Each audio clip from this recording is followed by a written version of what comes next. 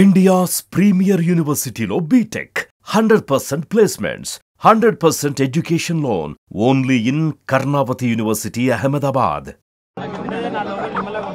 గత 17 నెలలుగా పాలన చేతగాక ప్రజలకిచ్చిన అడ్డగోలు హామీలను నెరవేర్చే దమ్ములేక తాము తీసుకునే కమిషన్ల మీద ఇవాళ రాష్ట్రం మొత్తం గగ్గోలు పెడుతుంటే ముఖ్యంగా రాష్ట్రంలో ఉండే ఈ చిన్న చిన్న వర్కులు చేసుకునే కాంట్రాక్టర్లతో సహా అందరూ చివరికి సెక్రటేరియట్కి వచ్చి ఇది కమిషన్ల ప్రభుత్వం అని చెప్పి 20% కమిషను 30% కమిషన్ అంటూ వాళ్ళు ధర్నాలు చేయడం, చివరికి కాంగ్రెస్ పార్టీ ఎమ్మెల్యేలు కాంగ్రెస్ పార్టీ మంత్రులే ఈ ప్రభుత్వంలో కమిషన్లు లేనిది, పైసలు లేనిది, పర్సెంటేజీలు లేనిది ఏది జరగదు అని నిష్కర్షగా ఇవాళ బహిరంగ వేదికల మీదే చెప్తా ఉంటే ఏం చేయాలనో తెలవక దిక్కుదోచక తమ కమిషన్ల నుంచి ప్రజల దృష్టి మలచడానికే ఇవాళ కమిషన్లని దానికేదో నోటీసులని ఈ ప్రభుత్వం డ్రామా చేస్తూ ఉన్నది. ప్రజాపాలన కాస్త ఈరోజు పర్సెంటేజ్ల పాలనగా మారిపోయింది. ఇది వాస్తవం.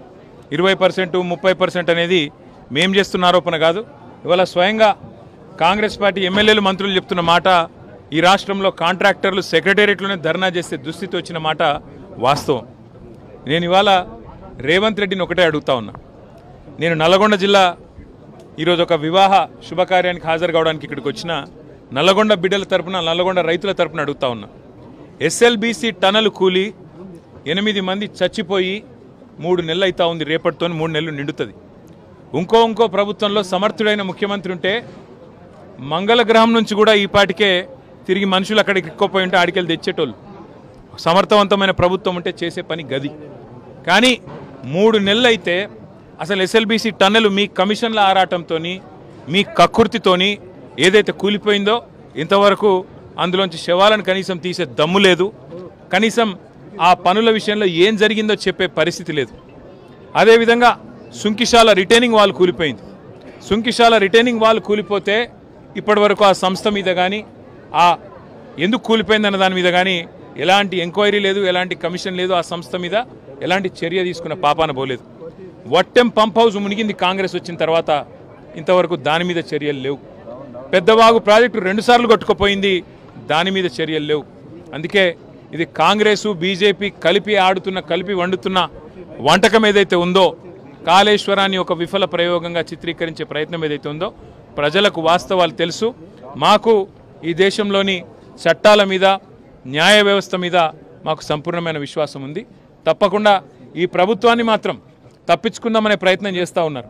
అంటే కమిషన్ల పేరిట, కాలయాపన పేరిట, కమిటీల పేరిట తామిచ్చిన 6 గ్యారంటీలు, 420 హామీలు, వాటిని ప్రజల దృష్టి వాటి నుంచి పక్కకు తీసుకుపోయే ప్రయత్నం ఏదైతే చేస్తున్నారో వదిలిపెట్టే సమస్య లేదు. ఎప్పుడు ఇస్తావు నెలకు 2500 అని రాష్ట్రంలోని 1,68,00,000 మంది ఆడబిడ్డలు అడుగుతున్నారు, అడుగుతూనే ఉంటాం. అట్లాగే ఎప్పుడు ఇస్తావు తులం బంగారం అని ఇవాళ పెళ్లిళ్లలో ఉండే ఆడబిడ్డల తల్లిదండ్రులు అడుగుతున్నారు, వదిలిపెట్టాం. ఎప్పుడు ఇస్తావు 4,000 పెన్షన్ అని చెప్పి ఇవాళ రాష్ట్రంలోని పెద్ద మనుషులు అడుగుతున్నారు, వాళ్ళ తరపున అడుగుతూనే ఉంటాం. అట్లాగే ప్రతి ఒక్క హామీని అమలు చేసేదాకా వదిలిపెట్టాం. మీరు ఎన్ని నోటీసులు ఇచ్చినా, ఎన్ని డ్రామాలు ఆడినా అవన్నీ కూడా తప్పకుండా దూది పింజల్లాగా తేలిపోతాయనే మాట కూడా తప్పకుండా చెబుతూ, ముమ్మాటికి న్యాయము ధర్మము గెలుస్తుంది. ముమ్మాటికి తెలంగాణకు మేలు చేసిన వాళ్ళని ఆ దేవుడు కాపాడతాడు. మీరు ఎన్ని చిల్లర ప్రయత్నాలు చేసినా, వచ్చి 17 నెలల నుంచి మీరు చేస్తున్నాయని చిల్లర ప్రయత్నాలే. ఈ కమిషన్ అని, ఆ కమిషన్ అని, ఈ ఎంక్వైరీ అని, ఆ ఎంక్వైరీ అని.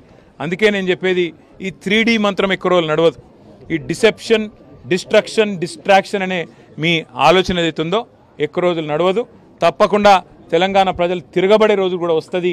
మిమ్మాటికి రేవంత్ రెడ్డి ప్రభుత్వానికి, స్కామ్ గ్రేస్ ప్రభుత్వానికి తప్పకుండా బుద్ధి చెప్తారనే మాట కూడా నేను తెలియజేస్తాను. Thank you.